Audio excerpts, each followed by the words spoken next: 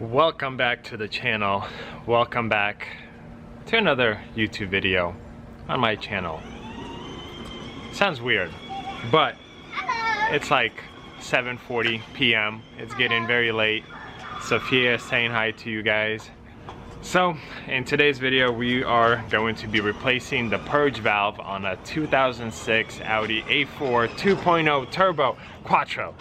That's the, I guess, full name. I have never done this job before, but should be fairly simple, fairly easy. Here's our wonderful engine bay. So we need to remove this cover, which is super easy. And it's weird, I drove this car to work today. I came back at like 2. It's been 5 hours and it's still warm. So the purge valve is right here.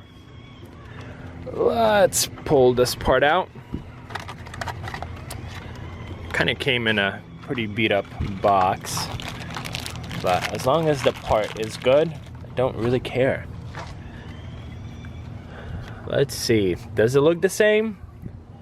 Yes, it does. Okay, so the symptoms I had. Last few fill-ups, after you fill up the car, it has a very hard time starting. So that was my first sign that something was off. And then I literally put into Google, car has a hard time starting after fill up, and one of the links was a mechanic saying a lady brought in a 2006 Audi A4 2.0 Turbo with these symptoms, and he basically walked through what he did, and in the end it turned out to be a purge valve. So with my understanding, when you fill up the car, there's a lot of fuel kind of going into the system, and the purge valve, it stays open, so it kind of absorbs a lot of these fumes, fuel fumes, and it tells the computer that the car has too much fuel going to the engine, so the computer offsets it, and when you try to start the car, with the offset, there isn't enough fuel to start the car. So for me, I'd have to pump the gas a little bit, and thankfully, you know, within 10 seconds or so the car would start. But I read sometimes it takes 10, 20 minutes, 30 minutes for the car to start. So I think I haven't let it get too bad, but again, simple job, and this part was 15 bucks. It arrived the following day. I literally ordered it yesterday, and it's a Bosch part, so it's a good name brand part. So hopefully this job will not take long. My only area of concern while doing this job is these clamps right here.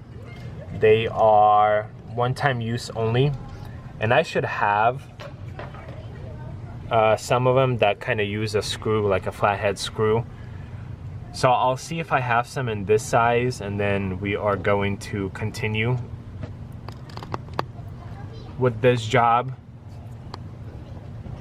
But I'm assuming everything else will be extremely straightforward. So yeah, that just comes off, and then disconnect both of these hoses, undo this pin. As always, I struggle with one hand, and then put it all together, and it should be good to go.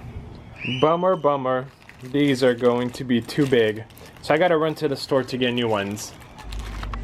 Quick store run, and we got two sizes. Smaller one, which is I think what we will need actually, and I'll put these to the side, but let's get started on this job. So this is our angle from the top. Hopefully you guys can kind of see what I'm working with.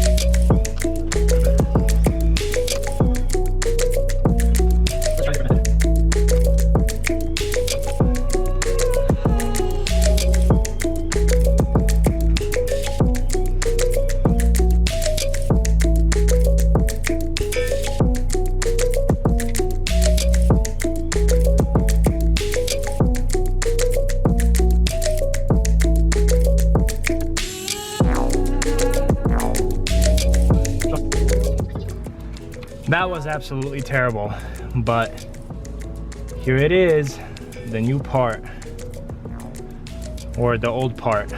Got it out. It's also a Bosch part.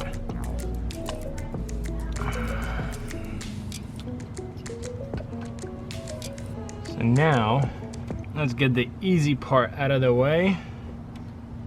Slide these on here. I like mine pointing this way. Now, the new part.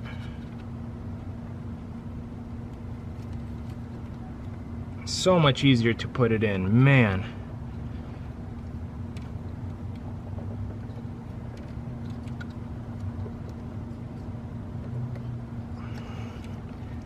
All the way, there you go. Now, to put it on like this, and the pin goes over like that. That should be it. Now, let's put this down.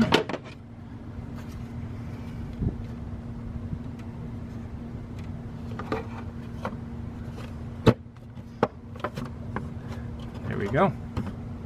Get rid of this garbage. Whew. And that's it, guys. Fairly easy, but I struggled. As you guys saw, I struggled. Those hoses are kind of difficult to get off, and then the factory, whatever they're called, clamps, are pretty hard to get off. But hopefully this was helpful, and I will see you guys in another video. Thanks for watching.